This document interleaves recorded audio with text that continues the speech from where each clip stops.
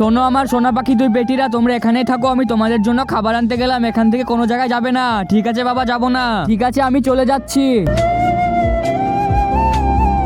এখানেই থাকো, কোনো জায়গায় যাবা না। আরে বেটি, এই পোকাটা তো আমাদেরকে খেয়ে ফেলবে, চল আমরা গাছে উঠে পড়ি।